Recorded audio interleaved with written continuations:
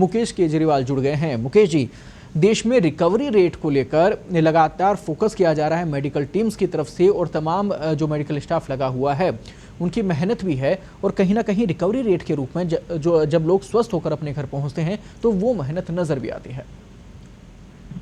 बिल्कुल, देखिए recovery rate में जब होता क्या है कि चूंकि नए केसेस लगातार बढ़ रहे हैं, इसीलिए रिकवरी रेट को हम समझना इस तरह से पड़ेगा कि ऐसा नहीं है अगर 40% रिकवरी रेट है तो बाकी 60% लोग की डेथ हो जा रही है, ऐसा नहीं है।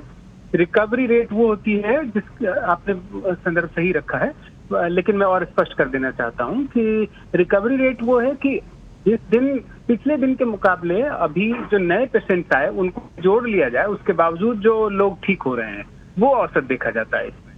तो हमारे यहाँ जितने लोगों को हो रहा है कोरोना, उसमें से लगभग 97% लोग ठीक हो जाते हैं, लेकिन वो रिकवरी रेट नहीं है। रिकवरी रेट वो है जो आज की तारीख में कितने परसेंट लोग नए एडमिट होने वालों को जोड़ते हुए कितने वापस चले गए। तो उस हिसाब से भी देखें तो भारत का रिकवरी रेट काफी अच्छा है। और जैसा आप कह रहे हैं, बिल्कुल सही संदर्भ है आपका कि इसके लिए जो प्रयास किए जा रहे हैं हेल्थ वर्कर्स की ओर से, डॉक्टर्स नर्सेज की ओर से अपनी जान जोखिम में लगा के, वो काफी सराहनीय है और उसका बहुत बड़ा योगदान है।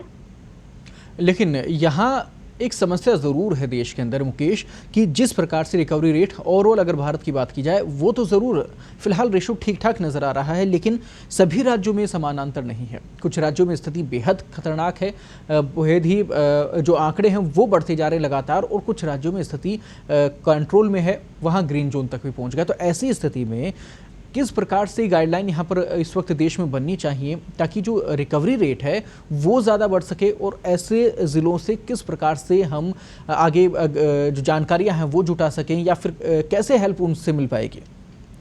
बिल्कुल ठीक कहा आपने। अब देखिए, जैसे आज भारत की रिकवरी रेट लगातार ठीक होते होते अब 41.57% हो गई है।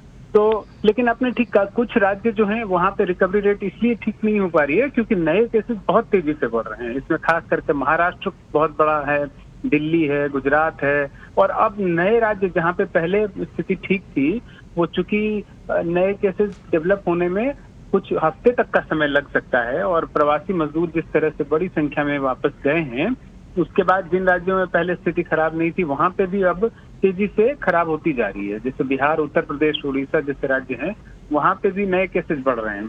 तो आपका कहना ठीक है कि राज्यों के हिसाब से हमें रणनीति बनानी पड़ेगी, और राष्ट्रीय तो जो गाइडलाइंस हैं वो उनका ध्यान रखना ही है, लेकिन राज्यों को देखते हुए, और उसमें भी खासतौर पे इलाके हैं उनको देखते हुए, मोहल्ले या गांव, उनको देखते हुए रणनीति बनानी पड़ेगी ताकि उनका ज्यादा तेजी से प्रसार ना हो सके।